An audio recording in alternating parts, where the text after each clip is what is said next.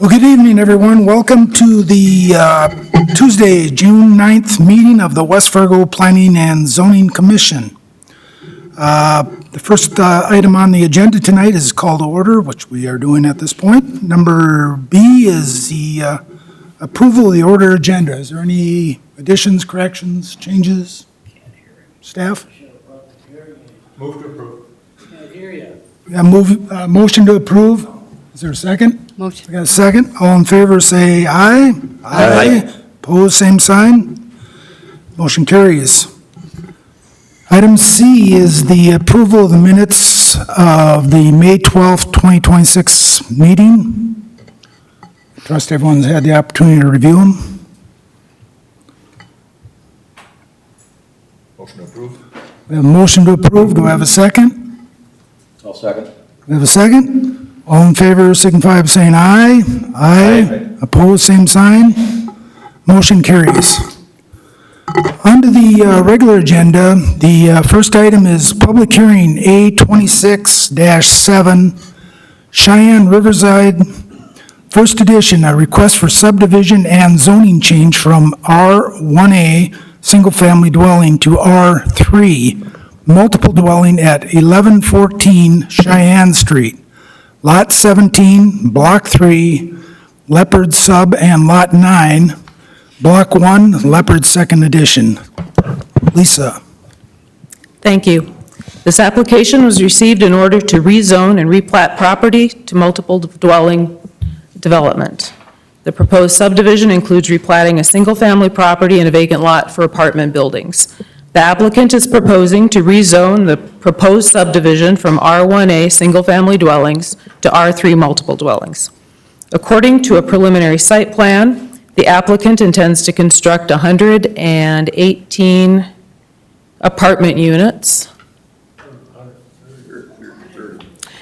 within 3 buildings with tuck-under and detached garages as well as surface parking. The city subdivision ordinance requires 10% public land dedication for residential developments. The Park District indicated there is no need for land within the subject property and requests payment in lieu of land dedication. The applicant held a virtual informational neighborhood meeting on April 22nd, 2026, in which the applicant shared conceptual apartment development plans. Attendees expressed concern regarding tree preservation and screening, density and the number of units, traffic, access and congestion, security concerns with tenants, environmental impacts to wildlife, tax breaks, construction impacts with potential road closures, dust and noise disruptions occurring during the neighborhood over 16 months. Notes from the meeting were attached to the staff report. Regarding traffic concerns, staff anticipates there will be some degree of delay in and out of the site during peak rush hours, which is typical for access onto arterial and collector streets during peak hour traffic throughout the city. Staff does not have any major concerns regarding impacts to transportation systems at this location. Some restriping of faded lines within Cheyenne Street is currently planned and will help demarcate the center turn lanes at the driveway location. There was a traffic study that was received this morning. I will defer any questions regarding traffic and transportation to the city engineer when we get to that point. Regarding compatibility concerns, staff notes that the city's residential zoning districts are generally considered compatible with each other. The subject property is located in a transitional area between commercial development to the south and medium and low-density residential areas to the north. Within the R3 district, additional setbacks apply to buildings exceeding 35 feet in height, and a screening buffer would be required along the north property line of the subject property. The screening buffer will consist of either 6-foot-tall opaque screening fence or a landscape buffer consisting of evergreen trees interspersed with shrubs. Legal notices were published in the forum, and notices were sent to applicable agencies and departments. Notification letters were sent to property owners within 150 feet, not counting city right-of-way. To date, over 40 emails and 10 phone calls have been received from individuals. Copies were provided in the agenda packet. Physical copies of comments received after the agenda packets were mailed have been provided to commissioners this evening and will become part of the record. Comments received regarding increased traffic, adding to traffic congestion during peak times and area activities and events. Other comments received had to do with current issues with traffic and pedestrian safety due to speeding, drivers using the center and parking lanes for through traffic and cutting through the local streets increasing significantly. Several individuals asked for a traffic study. Concerns were received regarding impacts to the neighborhood, such as effects on the local elementary school, issues with noise, litter, off-street parking, overflow parking, crime, decreased property values, impacts to the existing infrastructure and utilities.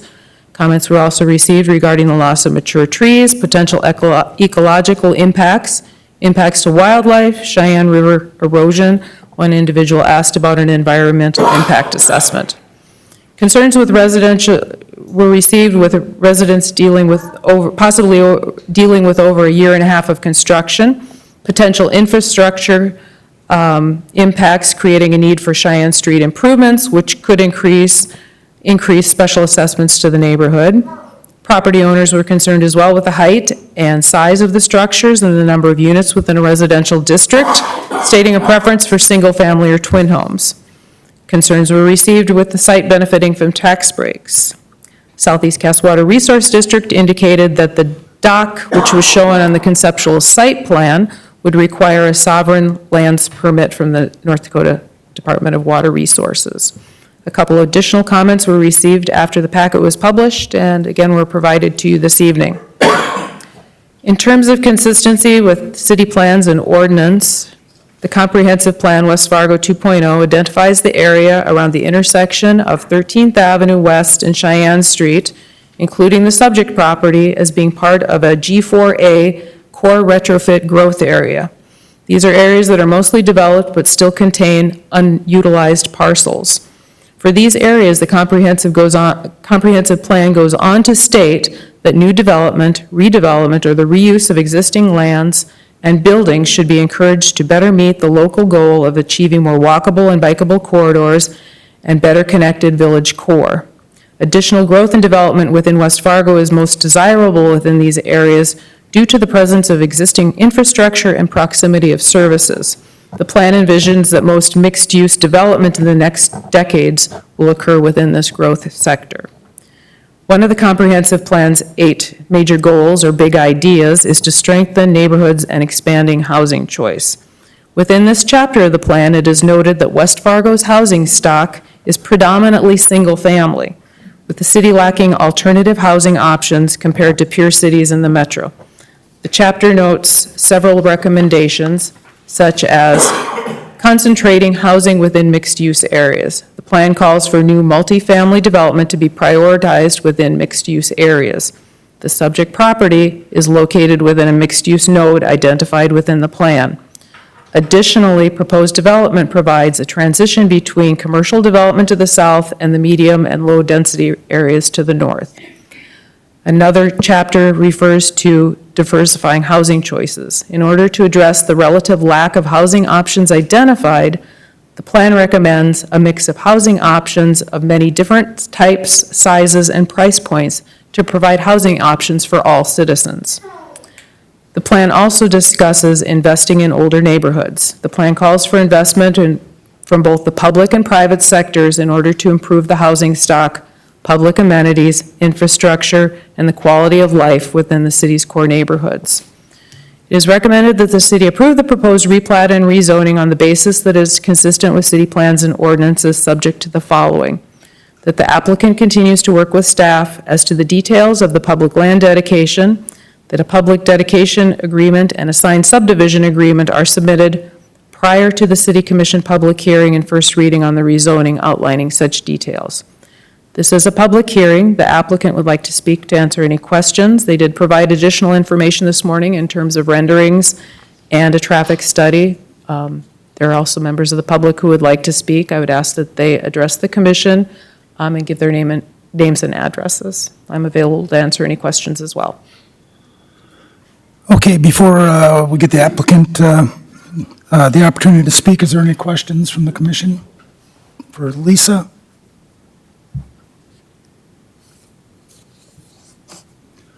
Hearing none, I guess if the applicant would like to speak, we'd let him speak before the public comment period.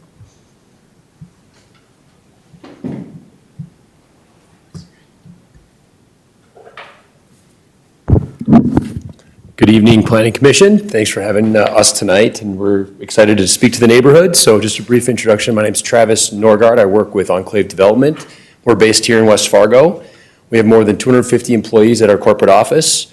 So, we consider this our home.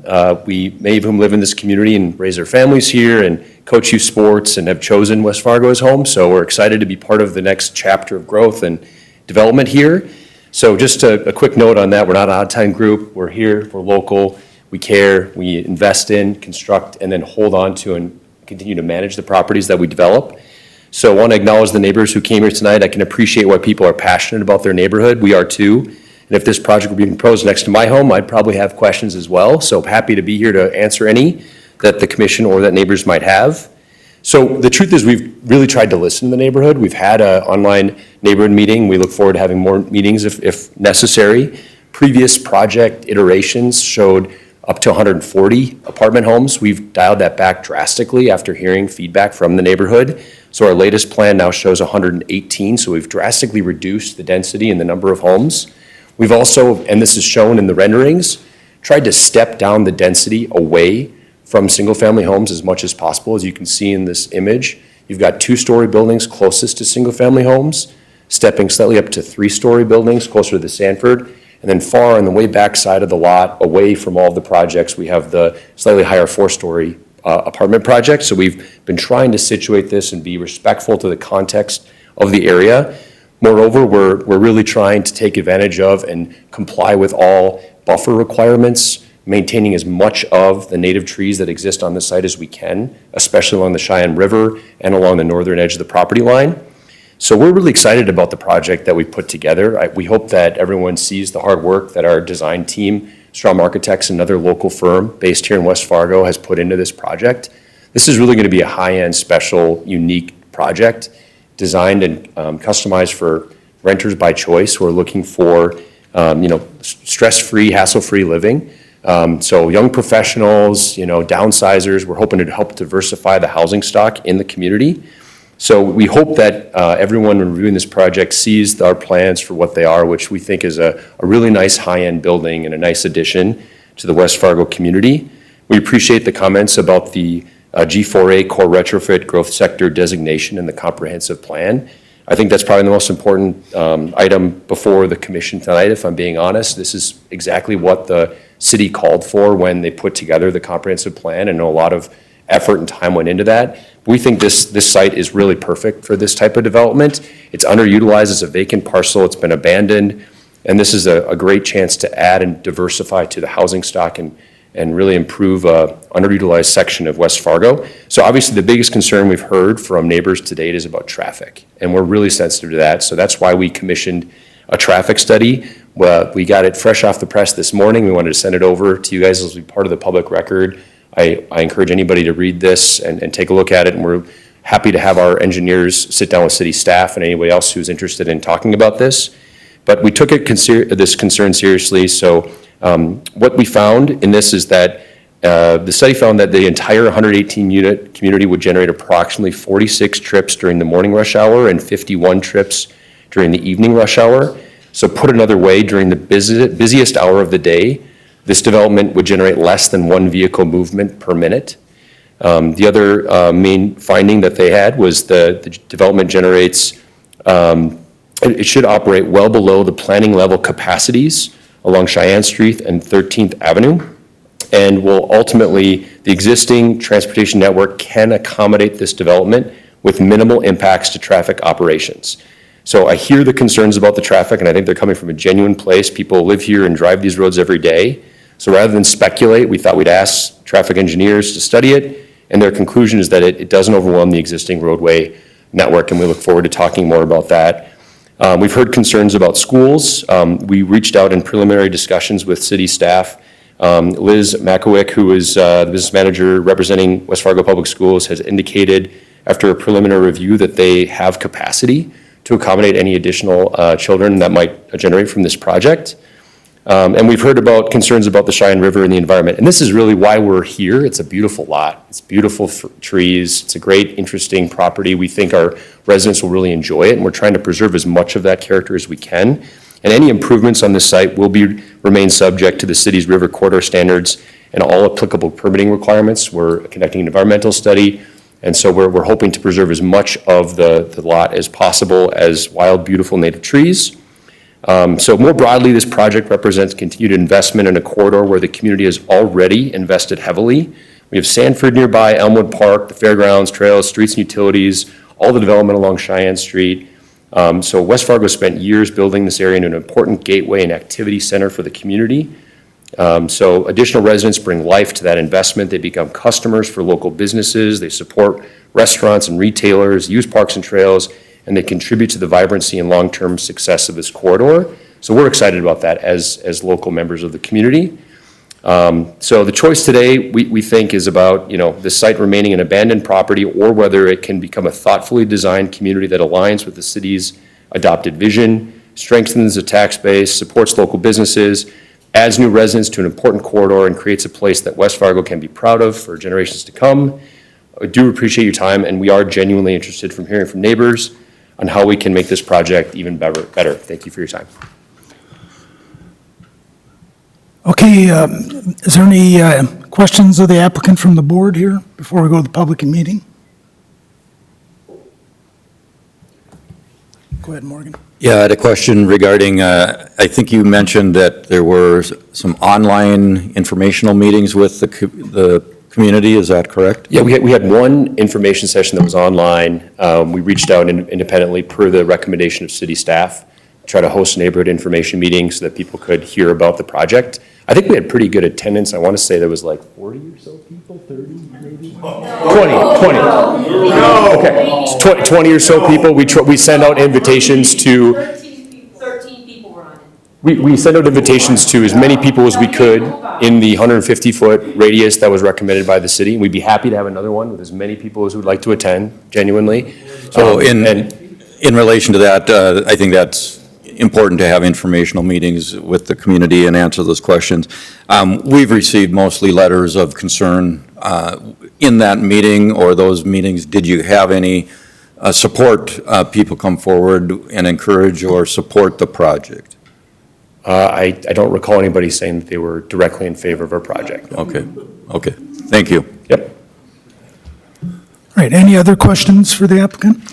One other thing that we heard about in the comments was the potential for seeking tax incentives for the project. Could you address those concerns as well? Sure. So we've had initial conversations with the Economic Development Advisory Committee as part of the Planning Commission and City apparatus. We've received preliminary and votes in favor of some a 5-year limited payment in lieu of taxes pilot incentive for the property. And so I think the important thing to note on this is that right now the property is not generating very much taxes for the city. If this project were ultimately approved under the pilot that was negotiated per the EDAC committee, we'd be paying more taxes on day one from closing on the project, substantially more for those 5 years. So every year you'd get more taxes than you would otherwise. And then once that 5-year period is up, the city would get hundreds of thousands, over $100,000 of taxes based on the improved value. So this project in terms of incentive, I think is important to see in that context. It's going to be a massive improvement to the overall bottom line of the city in terms of tax revenue. Mr. Chair, what's your snow removal plan? I mean, I look at this and it scares the bejeebers out of me where you're going to be able to put snow. That's a great question, and we're open to specific red lines or comments to that. So I think if you pull up the site plan, we can kind of show you we talked about this actually today. So one of the good things about our firm is that we have the property management, construction, development all in-house. And so we all talk to each other when we're developing these projects so that we know what operates well. We're not a landlord that's not on-site. We have on-site management teams that maintain the premises, that make sure that it's operated safely and effectively. So there's a few different areas. One area is in the northwest corner of the site where we have some of those buffer trees remaining. We think that would be a good spot for some preliminary snow placement. There's some areas on the northern edge of the drive aisle serving those garages as well in the northeast corner. But we're absolutely open to friendly site plan refinements that could allow for specific designated areas to handle snow removal. Totally open to those comments. Any additional questions? Have you guys done soil borings already for building a fourplex right along the river that's sloughing right now? We actually have. It was one of our primary concerns about the site as to whether it was even viable to build on. So we did conduct soil borings earlier this year, and we were pleased to find that actually the area that we're talking about here is suitable soils for development. I think as you get closer to the river, where we didn't do soil borings because we couldn't build anyway, that's more in question. But it was absolutely one of our concerns as well. So we've already validated that, and we're confident that the location of this, even the closest portion of the building along the river, is going to be a safe place to build. It's also, I think, interesting to note that the structures that exist there are actually closer to the river than we would be building with the setback. So we'd be actually bringing the building back further away from the river than what exists there currently.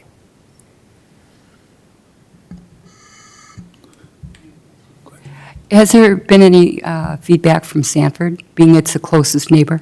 Yeah, we're actually in conversation with Sanford. They're preliminary in favor of this project, as we're going to try to see if we can work out an agreement to add additional parking to their site, or access to parking for their site, which might allow them to improve their operations in the future. Nothing's final with that, but we've had preliminary conversations, and they're generally supportive of our project.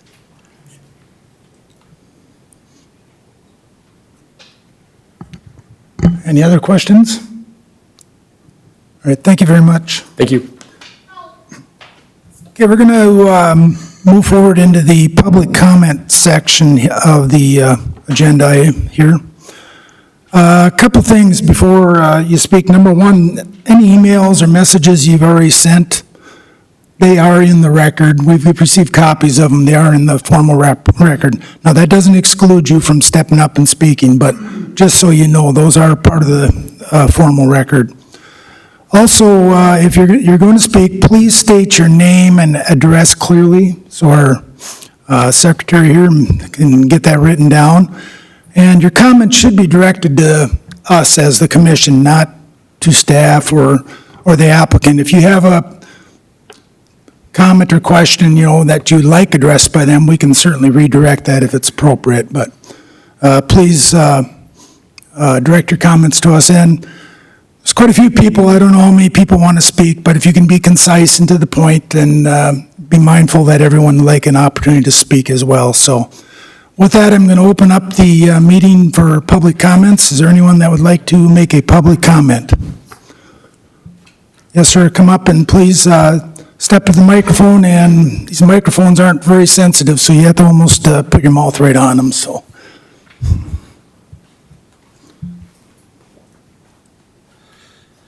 My name is Dennis Bjorlin. I live at 1120 Cheyenne Street. So basically, the tree row on the north side of where they want to build, you could pop your head through there, I could hand you a beer, and you can watch me mow my yard. I am not digging this idea. I have a neighbor here, Mary. She lives right next door. Same thing, our yards are right adjacent. We don't want to look at this project. There's going to be a minimum of 200 cars in that area. It's 118 plex, everybody has 2 cars, maybe 3. One way in, one way out. Not a good idea. Short, simple, sweet. Don't approve it. Thank you.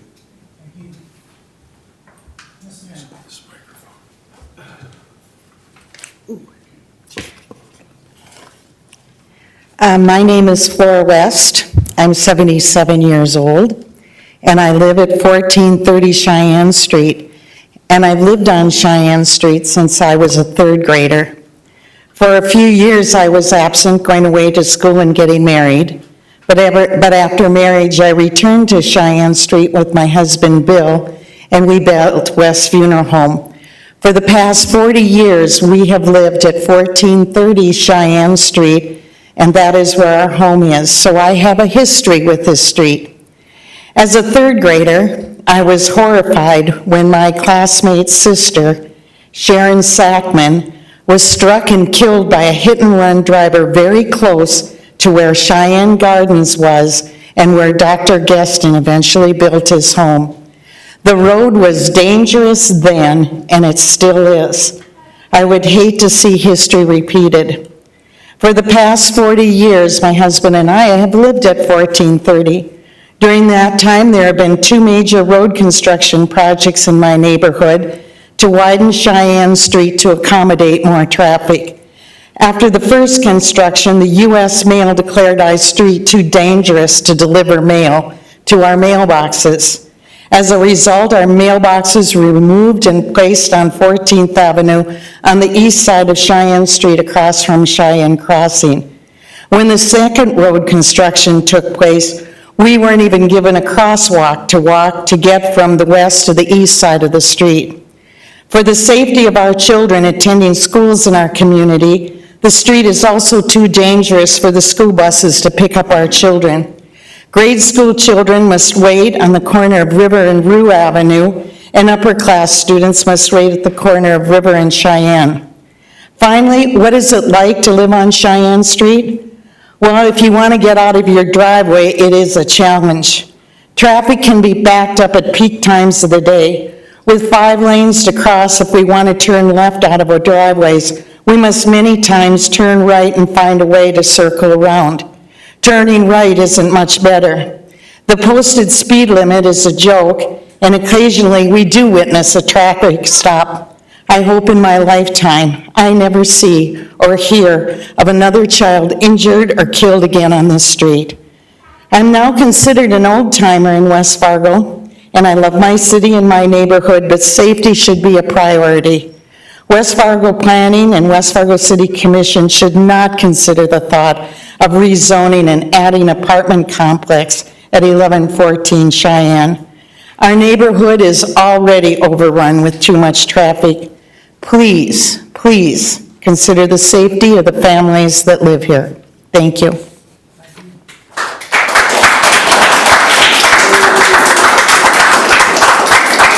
Are there any other?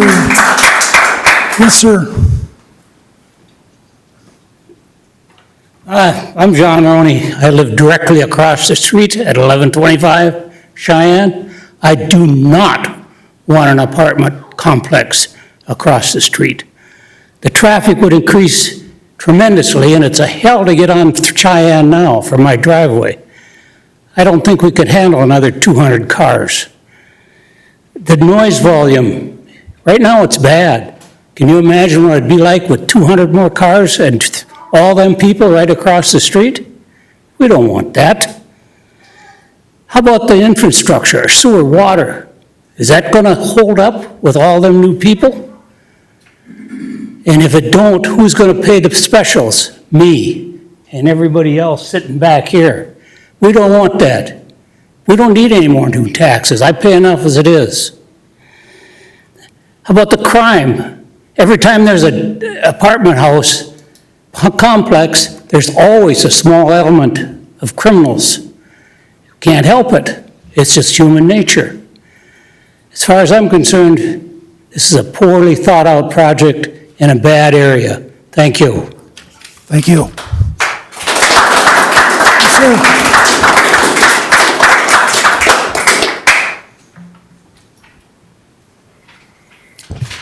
Hi, my name is Alex Skalke. I live at 244 12th Avenue West.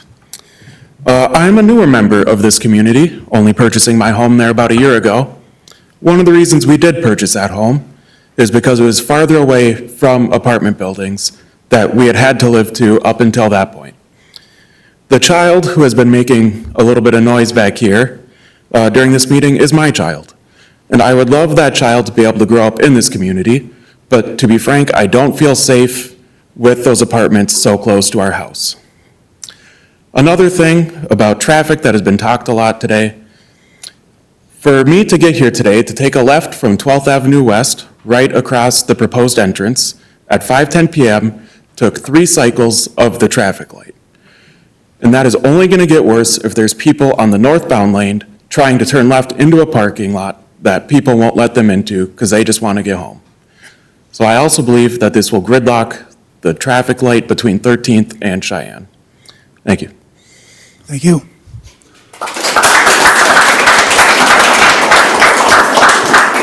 Yes, sir.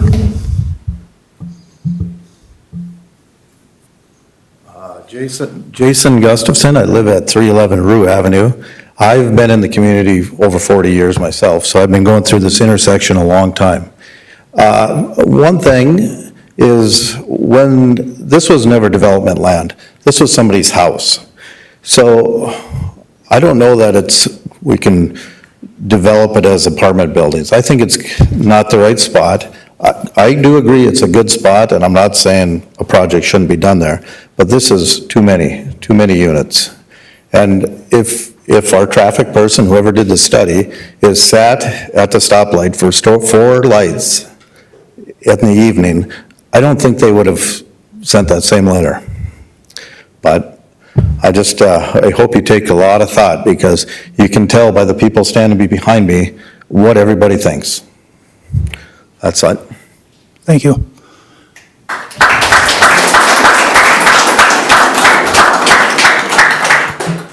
Are there any additional comments from the public? Yes, sir. We'll go with sir here first. Hi, my name is Scott Larrabee. I live in 1419 River Street. I'm also relatively new. I've been here for roughly 4 years. My family and I love the area. It is a small town feel in a relatively larger town, which is the reason why we bought the house. The addition of apartments to this area, I think, is a disservice to everyone living in the area. For the most part, I think it would be far better to keep it as a small family housing, or potentially develop it for a smaller number of single-family homes or something along those lines. Keep the small town feel that we have on this in this area, as opposed to developing it for something like everyone is saying, like 200 plus cars, 118 units, however many people, and the effects that would have. I myself, I have a 13-year-old and a 2 and a 1-year-old, and I plan to be in this neighborhood for the next 40 to 50 years. There's no guarantees over the next 20, 30, 40 years, the quality of maintenance that will be done on this apartment. And as a general rule, apartments over time do tend to degrade. I would like to see that not happen, and just have it keep to single-family housing as opposed to an apartment complex. Thank you very much. All right, thank you. Anybody else? Yes, ma'am.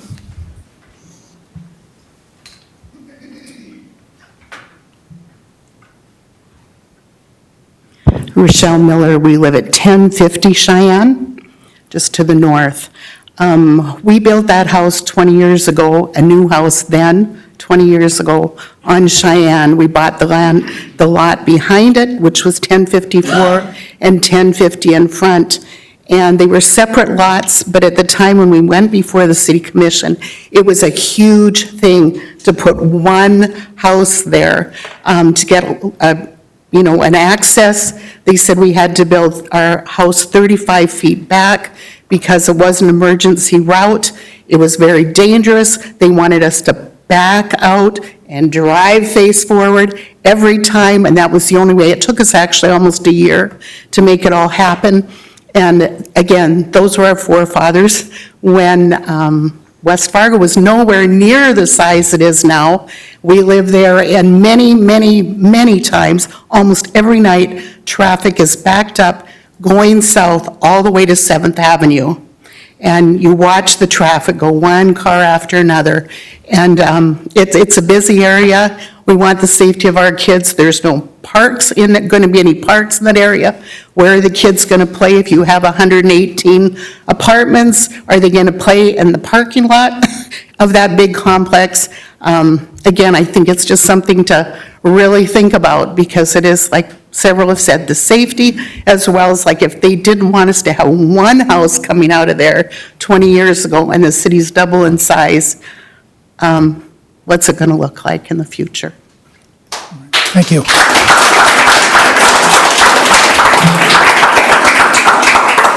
Yes, sir. Hi, my name is Josh Maynard. I live at 1407 River Street, and my wife and my family, we've been here since 2009. Just a great neighborhood. I think you can see our development, our River Street crew, and everybody that's around here has a close-knit bond with this. Collectively, overall, I want to formally state my opposition to the project. And along with the current concerns that the rest of the individuals have shared, I think that there's a couple overlooked spots regarding the city's development of the 2.0 mission for West Fargo that isn't accurately assessed by Enclave. I know that they paint a great picture for the bridge between the growth of our community and this specific unit. My concern is it leaves out a couple footmarks that are worth noting. If you back up and look at the GIS model that you shared earlier, everything is a single-family unit. Here we're going to plop a 118-unit facility within this single-family zoned project area. Across the river, you're going to see park districts and then more single families. To the north, single families.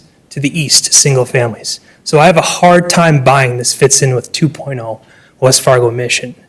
Another part of this, it really looks at where we're building. If you look at the Cheyenne River and putting a 118 unit next to the river, I'm going to add a bad joke, but I think the perfect spot for snow removal is the northwest corner, which happens to be a river. And maybe I'm short-sighted on this one, but that's part of my major concern. Within the 2.0 initiative, it talks about maintaining some of our ecosystems. And I think the Cheyenne River is one of those important ecosystems that we need to shine a light on. I don't know about you, if you live on the river, you notice the turkeys and sometimes the deer that come up. Pretty cool. And I think as we start to develop that, we're going to push a little bit of that out, let alone the green space that is needed within this. I know that there's a lot of technical information that will be pushed out and says, yes, we're going to have minimal impact with the river. But as a local citizen within a single unit family area, I have a hard time believing that that's going to be taken into consideration. And I think the last point is, I also have several minor kids. They go to Cheyenne and they go to South. Right now, we ride the bus to South, which is normal for K through 5. My middle kid, he is just finishing up this next year. His first year at Cheyenne, we were zoned outside of a bus transportation zone. Had to do with bus driver shortage, and I know it's tough right now. An important part with that, though, is he walks to and from school, and he crosses the Cheyenne River twice a day. My youngest daughter is going to do exactly the same thing coming up in about a year. She has her last year at South. She'll be moving on to middle school. And I think we've heard enough about the traffic, but to put real-life kiddos into the mix, kind of as Flora had mentioned, I think that some of those pieces are overlooked. And I think that's the biggest piece. I think we have a unanimous voice here, clearly saying that we don't agree with this. I must have missed the invitation to the online social, and I'll cut to my bad joke for that. I live about 1,200 feet from this proposed zone. I didn't receive a notification. I did receive notification about a day and a half before the required notice to submit my formal complaint, which I took the time and I did. And I know that you'll be able to read that. With that, thank you.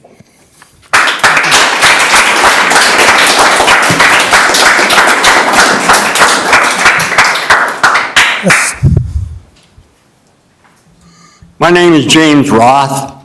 I live at 219 12th Avenue West. 12th Avenue through 10th, just 10th is a through street. The other streets are all T streets. So what's going to happen when you have a big apartment house and they don't have enough parking for their cars? So where are they going to park? They're going to park on the T streets, which makes our streets are narrow enough the way they are. I don't know what everybody's thinking about here, but I see this as a total disaster for everybody that lives there. Right now, we have extra traffic because people think they're going to miss the stoplight. If they turn on to 12th, they can go through 12th, and then they hit first over there and then out. They think they're going to miss everything, but they're not. It's going to get worse and worse. And you get 180 people or 190 people with cars and stuff. How much parking on site is there going to be? And Sanford sure isn't going to let you park it. They're full today. I was over there today. Sanford was full. I don't know where everybody's going to park. And Cheyenne isn't wide enough for all kinds of more traffic. It's too narrow the way it is.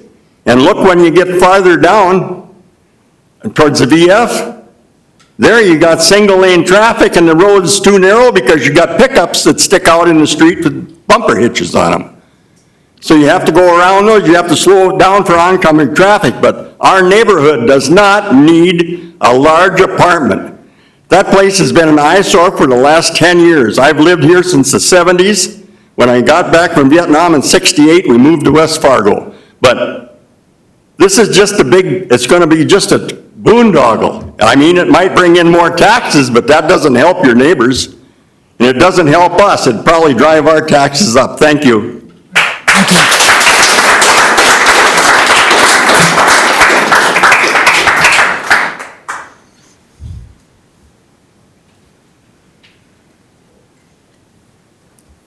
Hello, I'm speaking for myself and my father. My father lives at 1112, and I live at 1140. Butts up right against the property. And basically, we enjoy our peace and quiet, and ever since, there's been more building north of us, there's been a lot more speeding, there's been a lot more cars driving by real fast, and I can see that that's only going to get worse when these buildings are built. Plus, we're going to have close to 130 people living right next door to us.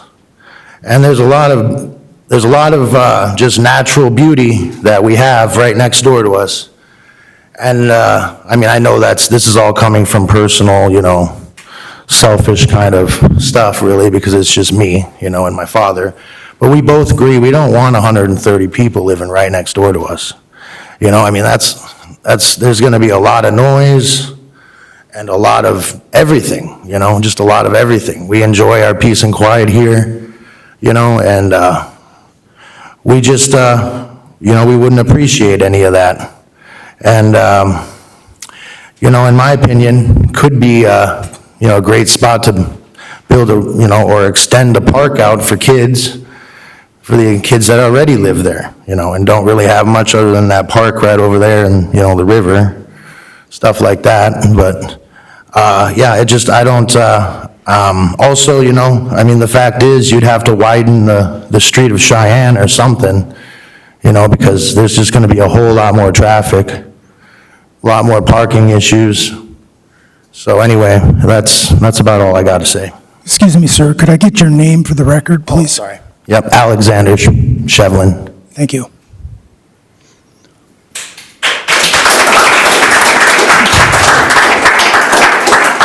Are there any other people who'd like to speak? Yes. My name is Linda Jesping. I live on the other side of the river at 733 14th Avenue West. I walk in the park almost every day with my dog. I love it there. When I bought that house 10 years ago, when I was house hunting, if I had to drive past apartment buildings to get to the house I was going to look at, I just kept going. I think that happens with a lot of people. They don't want to live where they're close to apartment buildings. Another thing that I was wondering about is why do you have to live so close to get notifications about these kinds of things? I didn't get any notification. I'm not that far away. This proposal would absolutely affect how I live. I also wondered about, I know there's tax credits that works for, when you're attracting new businesses and so on, but what about the specials? What about that? What are they going to be? And I think there'll be more. It's my personal opinion. At some point, Cheyenne Street's not going to be wide enough. Dig it up again, widen it up, and we pay for it. And really financially, it concerns me. And one other thing that I wondered about, this zoning proposal, would it affect only Enclave, or can then somebody else come in because it's been rezoned and put more stuff in there? I wondered about that, too. Thanks. Thank you.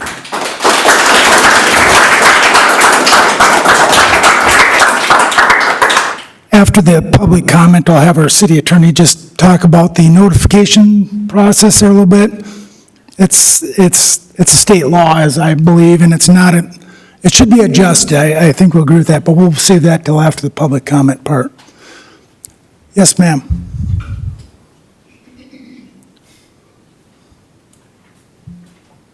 Hello, I am Chelsea Moss. I live at 1301 River Street, so directly across from Sanford is my address. Again, adding to the same rhetoric that everybody else said, did not receive a notification. One parcel separates me from this property, so a little disappointed in that.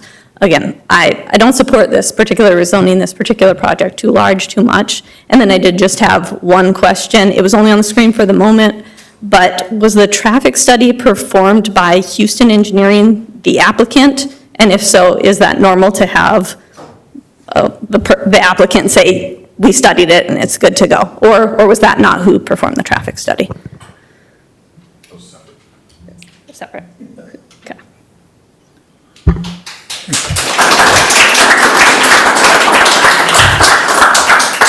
Yes, sir, way in the back there in the blue.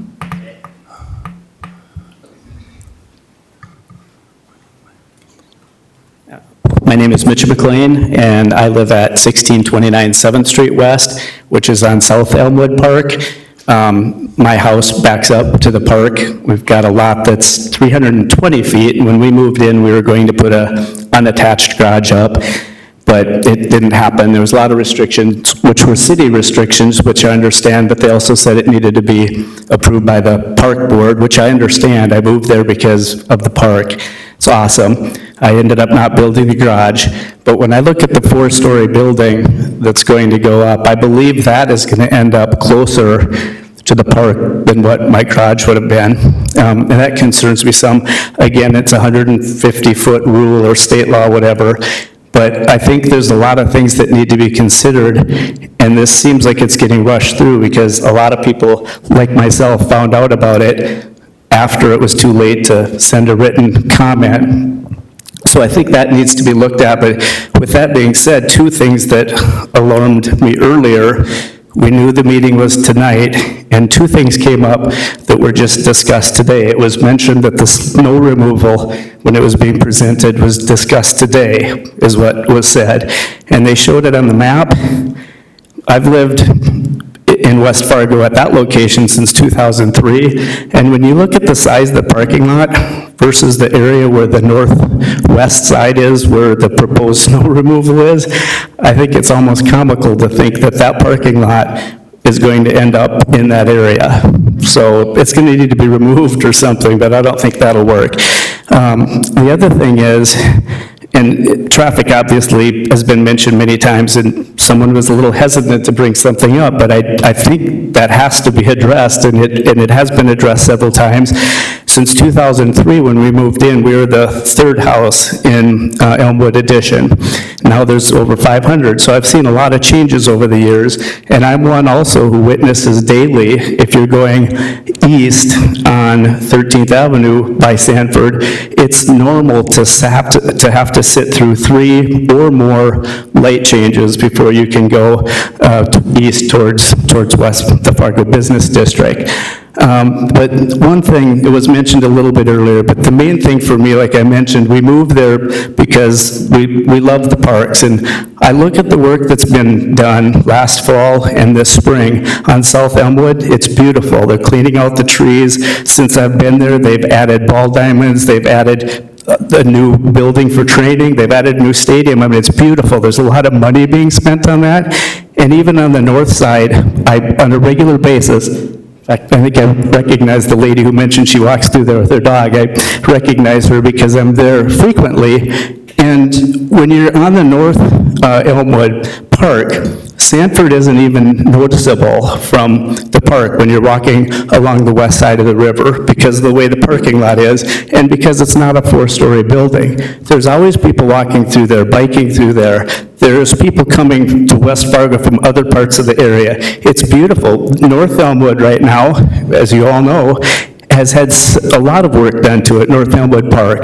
The road is beautiful, they have a large grass area that's all been redone, the shelter's been fixed, and I don't think a four-story building that's gonna stick out like a sore thumb is what people want to say when they're walking through a park.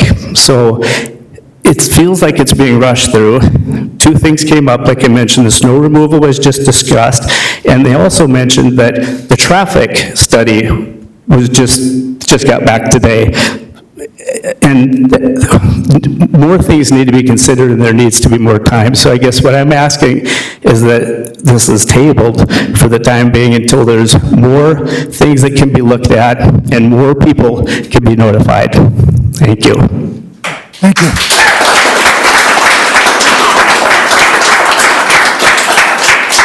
Yes, ma'am.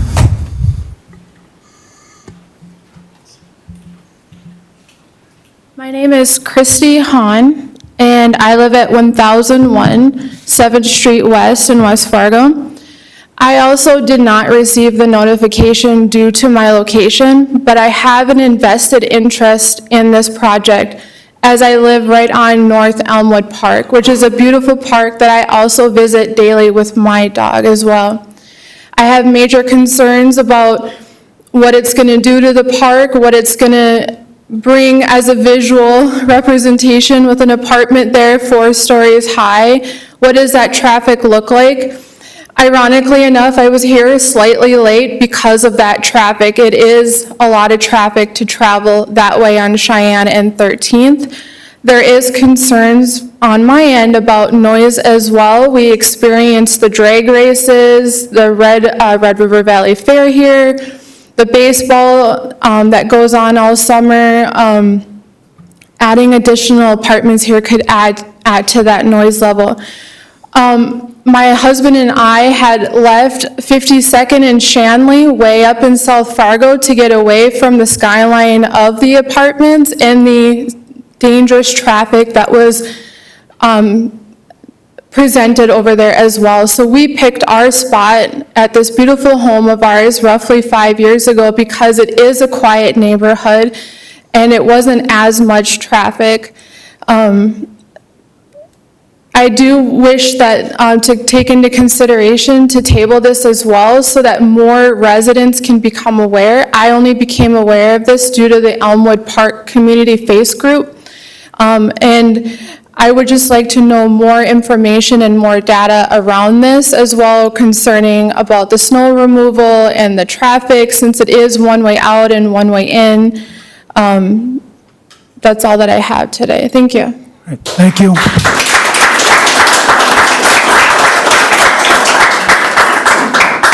Yes, sir.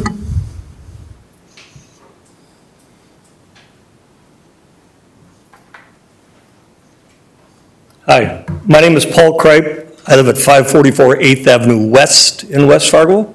So I really don't have a voice or anything in this except for that property's set empty for how many years?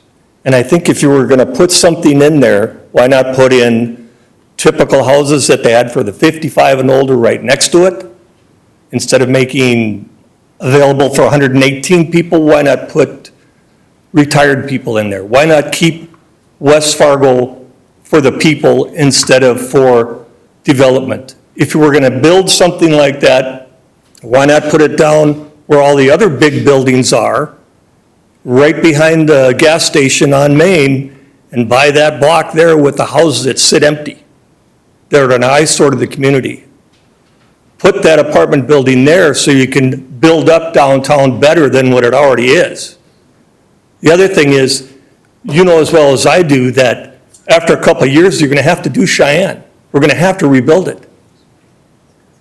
When 13th Avenue came in, I sat at a city commission meeting and then asked also, how come we're building that 13th Avenue, which is fine, but the commissioner said we need to build more apartment buildings in this area to bring in more people to West Fargo.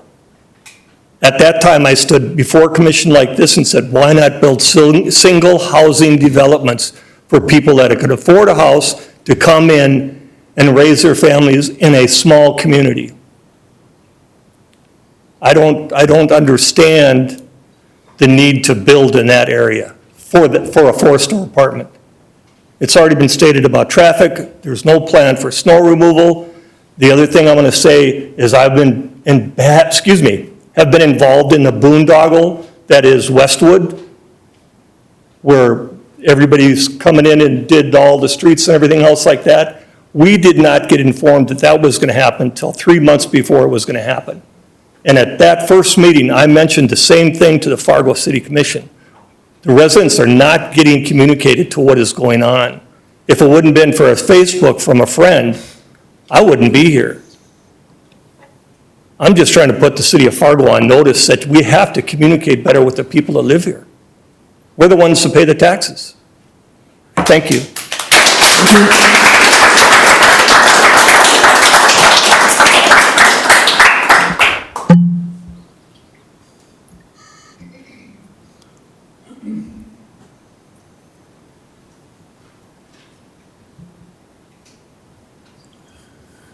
My name is Gene Smith. I live at 1229 Cheyenne Street in West Fargo. We have lived there for over 40 years. And the traffic that, as had been mentioned before, is horrific. On our way here, we talk about traffic studies. On our way here tonight, we filmed from Cheyenne Street to 7th Avenue, and that was at 10 minutes to 5. And it was solid traffic.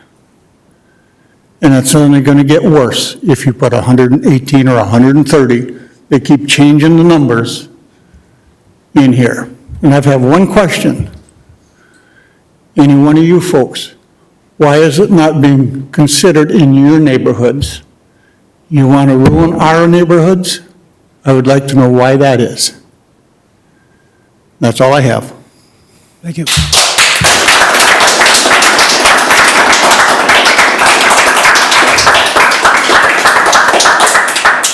Yes.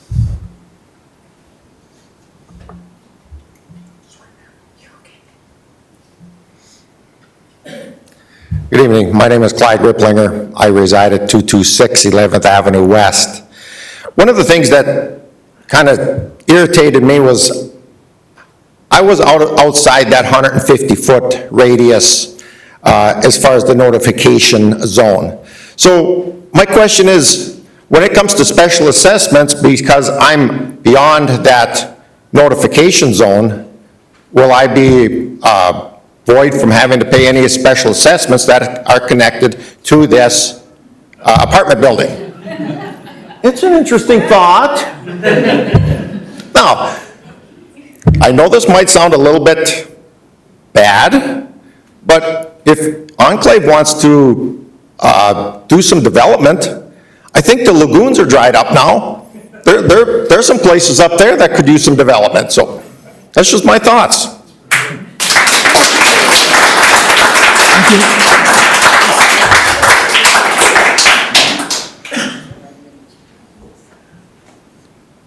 Hello, my name is Andrew Kulzer. I reside at 1425 7th Street West. I was just curious, multiple times and in reading, might be confusing some things, but they talk about a middle lane on Cheyenne. But Cheyenne is a two-way, and so I wasn't clear on where this middle lane is, or if it was going to be expanded. If Cheyenne was expanded, which direction is it going? Is it going to go into Sanford, or is it going to cut into the residential? I have many concerns, and we wrote, it's in the packet. But also, I was at the city area growth meeting just last month, and as far as the need for more residential and higher density areas, they were talking about like expanding and giving a lot of larger, multifamily dwellings in that growth plan. And so I guess, in consistency with everything that's been said here, I don't know that this lot is necessarily the right place for it. Whereas like all of the growth plan, it looked great. I mean, north of town, and then they were talking about, coming south of town. There are some challenges there, but yeah, I don't know. Those are some of my thoughts and, yeah, and I guess more clarity on middle lane of Cheyenne, if the parking is going to be limited or it's going to expand again, or what that all entails, so, thank you. Thank you.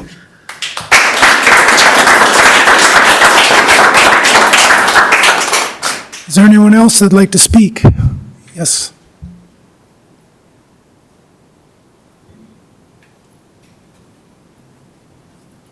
My name's Adele Olson. I live at 243 11th Avenue West. I am within inside the 125-foot radius, so I have been notified by you guys. But the one thing that I want to reiterate that has been written to you as well is that this community has a great environment for not just our people, but our wildlife. There's been mention of the turkeys, there's been sightings of foxes, there's been other wonderful wildlife, insects, bees, flowers, things like that, that have found their place at this property.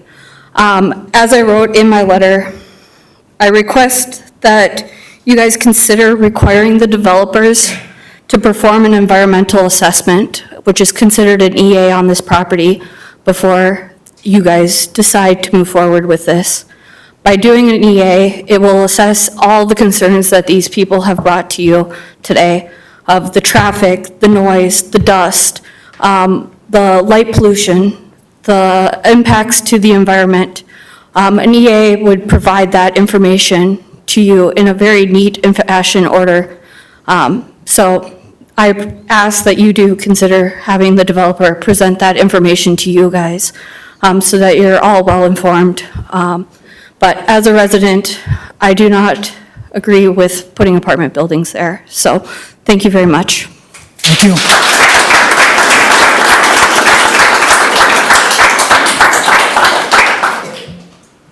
Are there any other comments from the public? Yes, sir. My name's Bill West. I live at 1430 Cheyenne Street. My wife and I made our comments separate, but they're a lot the same, so I'm not going to read what I sent to Lisa. I think she mentioned, many years ago, we had our mail service taken away because the Postal Service said, we're not delivering mail south of 13th Avenue because it's too dangerous for our delivery people. Now we have a community mailbox, and so we have to figure out how to cross over and get our mail. So that's what we do. And as I just want to say in conclusion, what I've been hearing is the same thing you've been hearing.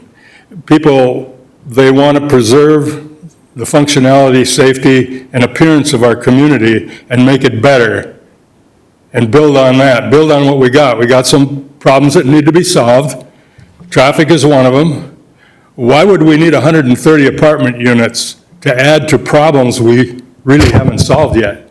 So I'm encouraging you, when you make your decision, to think about how your decision is going to impact the safety, functionality, and appearance of the great community that we already have. And I think you'll get the right answer when you think about it. Thank you.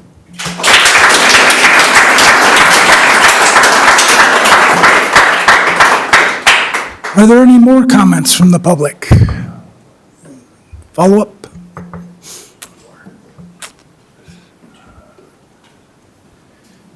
I also just wanted to say also, again, my name is Alexander Shevlin. Me and my father both, Les Stensgaard, over 1112. We're also wondering about how this will impact like our houses, like how much we can sell our houses for and all that. Neither one of us are entirely sure how this will, from turning it from residential to commercial, how that'll impact our housing prices. And also, just the fact that it'll displace a lot of animals and stuff like that, but also, I think that's about it. Mainly, we're just concerned also with, all of the noise and light pollution and stuff like that. Thank you so much. Thank you.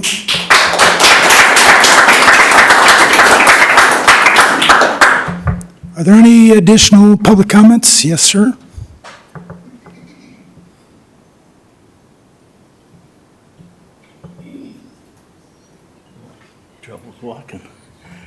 Jim Kelly is my name, and I live at 213 12th Avenue West. I have been there for 50 years. And think about it, 12th Avenue, like Jim was saying, would line up directly with their driveway. The traffic is going to be astronomical. The parking, we have no parking on our street because it's a one-side street parking. And you know some of those apartment people are going to want to park over there because they won't have ample parking with this development, which would take away from our parking. And, but I think the main thing is the traffic. Cheyenne Street is a nightmare at certain times of the day, and this would just multiply it 10 times, so. Thank you.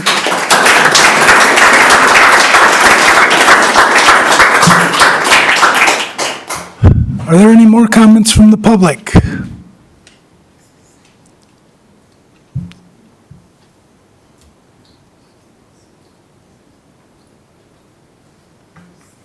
My name's Vern Murphy. I'm at 1052 Cheyenne. I just got a couple of comments. One is taxes will be collected to the city of Fargo no matter where they build, so they're trying to sell that. I got a question. If you're using 4-403-2 variances, I'm not sure you are in this situation, but number 4 there, or number 3, I should say, it states the granting of variances would not harm the surrounding neighborhood in any way and would be beneficial to public health, safety, and welfare. Done. All right, thank you.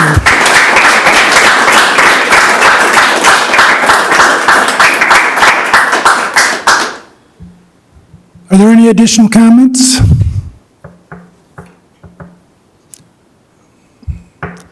You have one follow-up. I didn't have until he said what he said.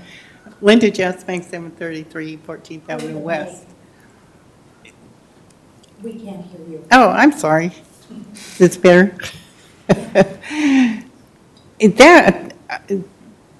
What he said about those variances, where is that coming from? And that is totally not, who said that? What am I missing?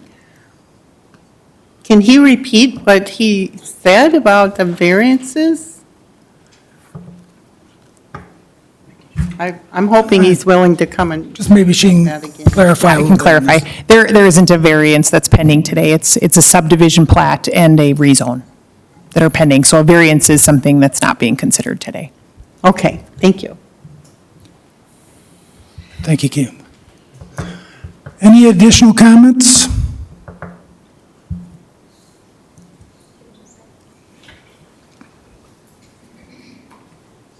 My name is Medora Roll, and I live at 1408 River Street. Not my typical form. I just wanted to close by saying I think the biggest threat that a lot of us feel is just the sense of community that we all have in choosing to live in this neighborhood, and that by bringing all the extra traffic and people, most of us that are in this room, we know each other, we know each other's cars, we know what's happening in the neighborhood, and we use the parks, the walkways, and so I think all of us just want to keep that old West Fargo, the whole reason we live in this neighborhood, intact. So that's all I have. Thank you.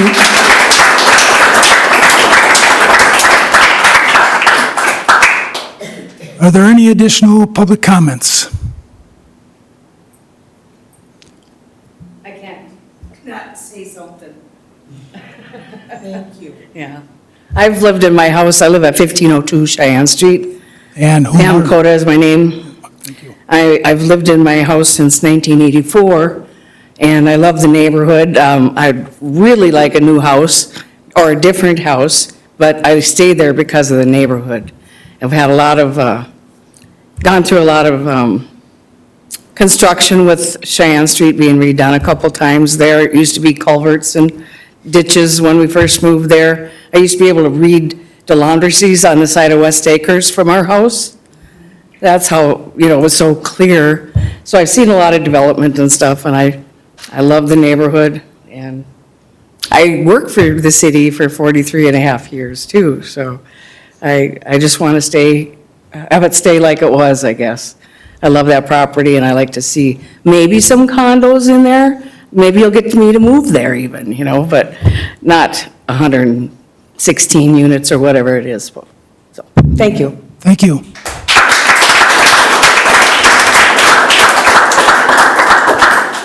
Any additional comments?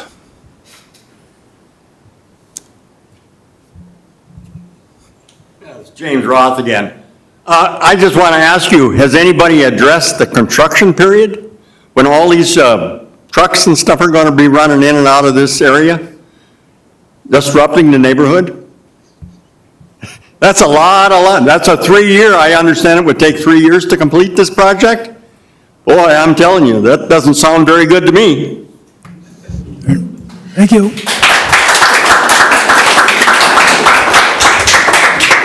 All right, any additional comments?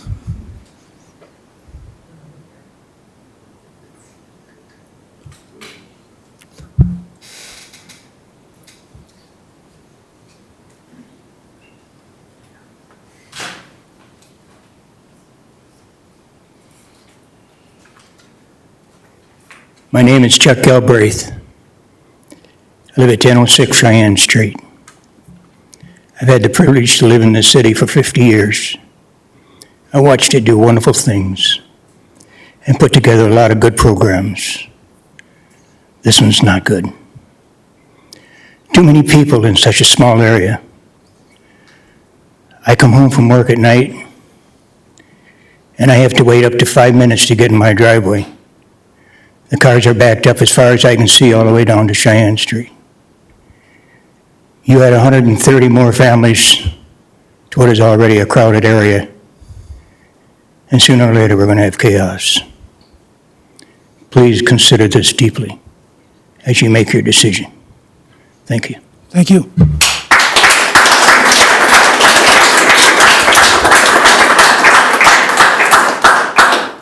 Are there any more public comments? Any more public comments? Come on up.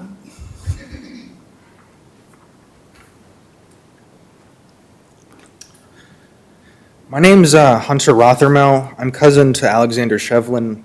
I'm from Denver, Colorado, and I've only been staying here for about 2 weeks. And I already see why this place is magical. It's because there isn't that many people, and it's that nature. And if we have this development, it's going to ruin that. It's going to ruin that. So, thank you. Thank you.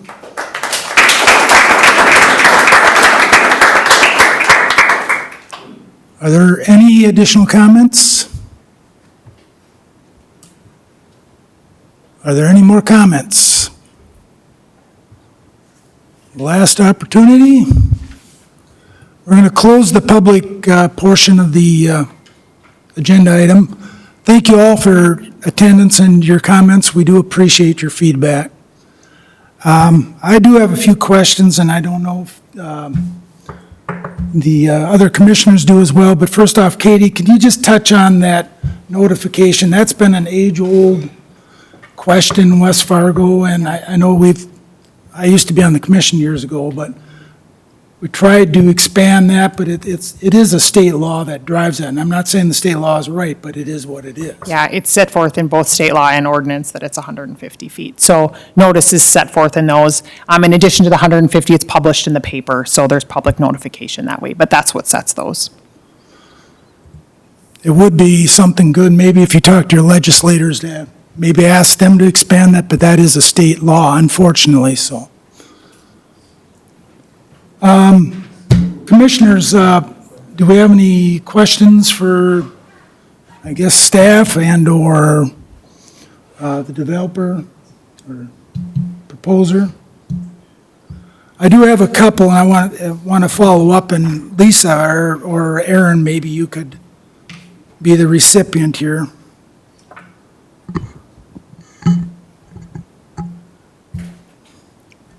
number one, the developer has put forth a conceptual plan, correct? This is not a PUD, he's not asking for a PUD on this property? That's correct, and that's something, worth noting is that the question before the commission is two questions. One, whether or not to approve a subdivision. The purpose of that subdivision is to combine those two lots into one. The second question is to whether or not to recommend approval for the rezoning, which would change the zoning designation of the property. So the Planning and Zoning Commission and the City Commission, neither of your bodies are approving a site plan or anything like that. It is not a PUD. And so it is true that although the applicant has shared with the city their design and development intentions, there would be nothing locking them into the specifics of the renderings that you're being shown here tonight. So that is an important point to note. And yes, that's why I asked about the PUD, because, and I think one of the people spoke to this, if it's rezoned to R3, and let's just say these developers back out, sell it to somebody else, the property now sits as R3. And I don't know in an R3, or how the city could regulate how many, could it be more than 130 units? Because that's, 5.5 acres site, thereabouts? I believe so. Yeah, so in that scenario, if it were to, not be developed and sell to somebody else, and somebody else comes forward with the project, the R3 zoning designation, or R3 zoning regulations would dictate what can and cannot be built on that site. There is no density maximum per se. However, there is some minimum square footage that is required per unit and per bedroom. And so it's kind of a mathematical equation that you would have to run in order to figure out what the maximum number of units and bedrooms could fit on this site. And so there is a maximum. It's just not a clear-cut number. It would depend on the number of But it bedrooms. most probably would exceed 118. It's probably right around that 118 number is right Okay. around where the maximum would be. So what I'm saying, it would be, what they propose here, they could even change themselves. This is just a concept. They could certainly change themselves Correct, yep. at construction time, and once it's R3, they're, as long as they meet the setbacks and the regulations for parking, et cetera, landscaping, they could move forward with the project. Correct. They would apply for a building permit, and the building permit would be reviewed by staff at that time. And as long as they meet all of the zoning requirements for the R3 zoning district, staff would, basically have to approve that building permit if they met all of those standards in ordinance. Okay, the other question I guess somebody else had raised too, and I don't know what it pertains to, but they talked about a center lane on Cheyenne. Is that the turn lane they're talking about? I'm not familiar off the top of my head, that part of the street. But. There is a center left turn lane, a shared center left turn lane that runs along most of Cheyenne Street there. As you go south on Cheyenne Street, as you start to approach the 13th Avenue intersection there, that shared center left turn lane does turn into a left turn lane for traffic queuing at the traffic light at 13th and Cheyenne Street. That left turn lane, I believe, starts approximately about where the Sanford driveway is. And then everything north of that is that shared center left turn lane. However, I think as was noted, the striping on the street is pretty faded at this point.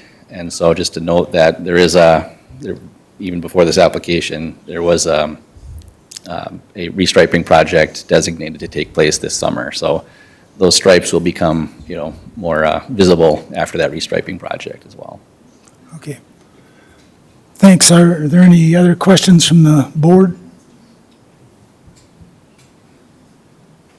See, Aaron, that turn lane, though, really only holds like 3 or 4 cars, correct? I guess I don't know exactly how many cars it would hold there. It's not many.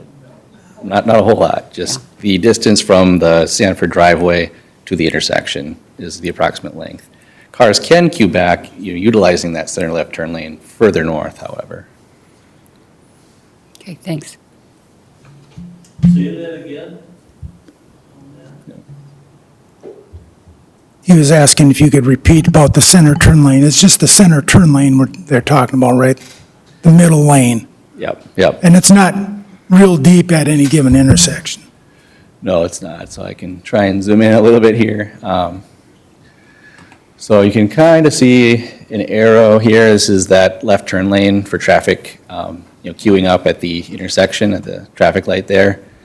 That designated left turn lane, the striping for that, ends approximately at the driveway of the Sanford site. And then as you go north, again, the striping is faded and you can't really see it here, but there is a center left turn lane here. The center left turn lane is used for traffic in both directions to be able to turn, pull out of the lane of travel in order to wait for an opportunity to turn left. And so as long as there's nobody utilizing that space, traffic can, queue further north of that intersection is all. But the designated area, yeah, it only goes to that driveway there, which isn't a whole lot of, you can see, for reference here, a couple of vehicles just to give you some perspective on approximately how many vehicles could fit, queued up in that area. All right, thank you, Aaron. Yep. All right, any other comments, questions? This is an action item. I guess I'd entertain a motion one way or the other on it. Well, I guess, my opinion is too big. Snow removal looks like a nightmare. You have to push everything, starting at Cheyenne, push it into the development and off to the corner somewhere after 1.5 feet of snow, which we haven't had in the last 3 years, so, we don't remember it. But, oh, sorry, is this not on? Okay, yeah, so the snow removal is my biggest fear in this thing, is you have to push everything from Cheyenne Street into the development and try to get it all to that northwest corner, which I don't think there's room for all that. I think it's just too big for the property. My motion would be to recommend denying this zoning change. Okay, we have a motion to deny. Is there a second to that motion? Second. We have a second. Any further discussion before we have a roll call vote? And just so everybody understands, this is just a recommendation to the city commission. The city commission will make their own decision on this property. Yeah, I'll just make a comment that I think the public sentiment is pretty unanimous on this, which would be hard to go against that in terms of rezoning something that's already in place. So I echo the motion. Okay, so we have a motion to deny. Any further comments? I'd just like to express too some frustration that I think that I heard tonight about the lack of notice to the neighbors that were not involved really in this process up until they were notified of this meeting. Our zoning ordinance and state law, of course, does require that 150-foot notice. That doesn't prevent the developer from reaching out and contacting neighbors and making sure that everyone is adequately informed of a project that's going to have this kind of an impact.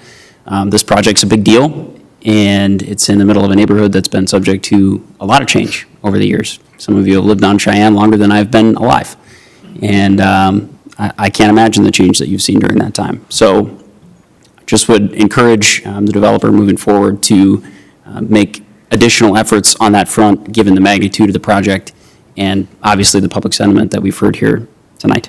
All right, thank you. Yes? The thing that concerns me is the traffic for the kids, because there was a walkability study done by AARP a couple years ago, and we identified a number of deficits to crossing. And so I think your comments were well placed. Anybody else? Not, we have a motion to deny. Brianna, will you please take a roll call vote? Commissioner Schwan? Yes, okay. Commissioner Fornes? Oh, A vote yes would be to deny. to deny, yes. Yes. Okay. Commissioner Weary? Yes. Chair Thorstead? Yes. Vice Chair Gust? Aye. Yes. Commissioner Raj, thank you. Commissioner Kopp? Yes. Thank you. The motion carries to deny the request. Thank you, everyone.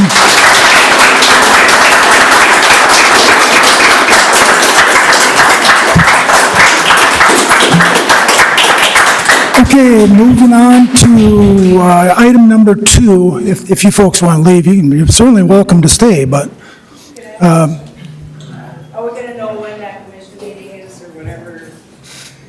How do we know when they vote on it, or the commissioners, when they get this? we'll get Aaron to respond to that. So yeah, there will be a public hearing that takes place at the city commission meeting if the applicant chooses to move forward with this application. Once we set the time and date of that public hearing, we will post notice in the Fargo Forum, in the legal section of the Fargo Forum. Otherwise, you can feel free to contact staff at any time. We can keep you updated on the status. But we don't send out any additional letters or anything like that, but feel free to contact us. Thank you. Thanks. All right. All right, we'll be moving on to item number 2, which is also a public hearing, A26-8, offices at the Preserve Edition, a request for subdivision at 2320 Blue Stem Drive East and 2380, 2463, 2501, 2585, 2550, and 2400 Alexander Way East. Lots 1 to 7, Block 1, North Pond at the Preserve, 18th edition. Lisa. Thank you. This application was received in order to replat 6 lots into 10 for better design and marketability for commercial development. As with the previously approved plat in this area, legal access and connectivity to the parcels will be via an internal 30-foot wide drive constructed within a 50-foot easement, intended for both ingress and egress. This will also include the placement of private utilities. The applicant is also proposing to rename the private drive from Alexander Way East to Summit Way East. A 32-foot private ingress, egress, and utility easement is also included on the plat between proposed lots 1 and 2. The existing North Pond at the Preserve 18th edition subdivision agreement, which provided details regarding long-term maintenance and construction of the private drive. Information on stormwater, sewer, and water services will need to be replaced with a new agreement in conjunction with final plat approval. Notice was published in the forum and sent to applicable agencies and departments. No comments were received. The proposed application is consistent with city plans and ordinances. West Fargo 2.0 highlights the desire to support diversity of commercial establishments to strengthen economic vitality and create sustainable economy that spans all sectors. It's recommended that the city approve the proposed replat on the basis that it is consistent with city plans and ordinances, subject to the following. That a signed subdivision improvement agreement is received prior to final plat approval. I'm available to answer any questions, as is a representative of the applicant. All right, thank you, Lisa. Are there any questions for Lisa or other staff?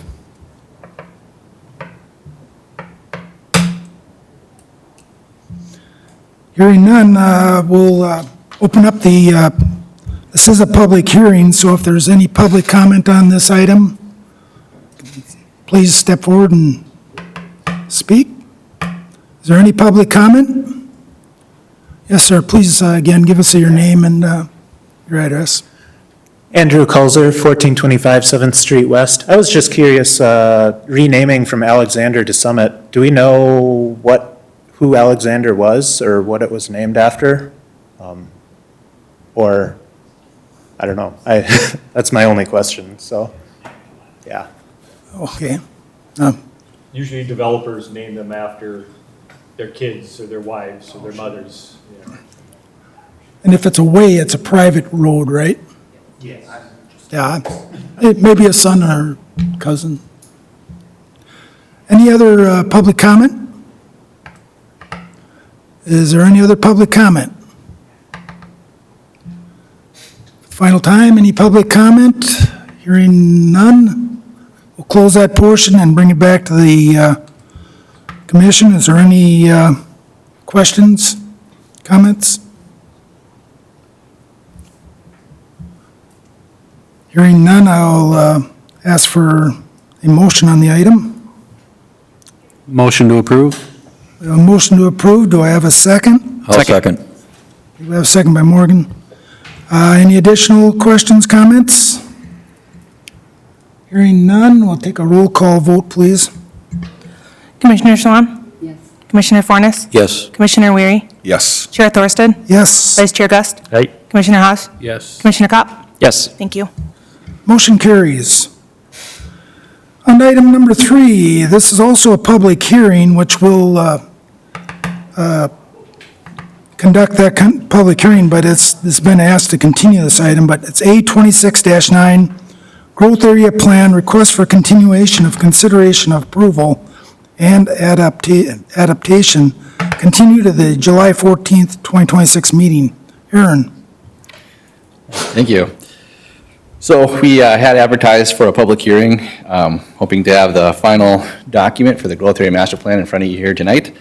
Unfortunately, we did need to do a little bit more editing to the final draft here before it's ready for final approval. And so we have an updated draft of the document, however, in your meeting packet tonight. So it is an updated version from the previous version that was shared with the commission during the work session a few weeks back, a month ago. So at this time, I'm not here to give a presentation or anything. We'll save that for our next month. But we certainly welcome any additional, final comments prior to kind of the final version of this document coming back in front of you here next month. So I'm here to answer any questions. Maybe one thing I forgot to mention is with that updated draft, the main change that you'll see is in relation to the implementation chapter. I think most of the content prior to that chapter is largely the same, but that implementation chapter is where we've been spending a little more extra time with the consultant team, just making sure that we get that kind of dialed in a little bit more clearly, I guess. So with that, happy to answer any questions or receive any comments that commissioners might have tonight or members of the public. Requested action tonight is to open the public hearing, receive any public testimony, and then continue this item as well as the public hearing to the July 14th Planning and Zoning Commission meeting. So there will be a public hearing at that July 14th meeting as well. So again, happy to answer any questions. Okay, any questions for Aaron before we open up the public? Seeing none, this is a public hearing. Is there any public comment on this item? Any public comment on the growth area plan? Any public comment? Seeing none, I'm not going to close it. I'm going to continue the public hearing to the next meeting, and we will close it out at that time. So if there's any public comment at that time, they can certainly speak and get in the record. So with that, I don't know if do we need to take a vote on continuing this? I suppose we should. Move to continue. Got to move to continue. Is there a second? Second? Okay. Any additional comments? Hearing none, get a vote, please. Commissioner Schwan? Yes. Commissioner Fornes? Yes. Commissioner Weary? Yes. Chair Thorsted? Yes. Vice Chair Gust? Aye. Commissioner Haas? Yes. Commissioner Kopp? Yes. Thank you. All right, thank you. We will continue that to the July meeting. Any non-agenda items? Seeing none, last item is to adjourn. Do I hear a motion to adjourn? A motion to adjourn, second? Second. Second. All in favor, may leave. Aye.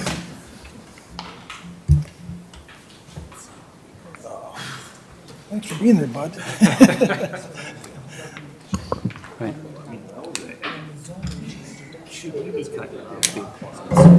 Just a distraction. With that gavel, cut that off. You could.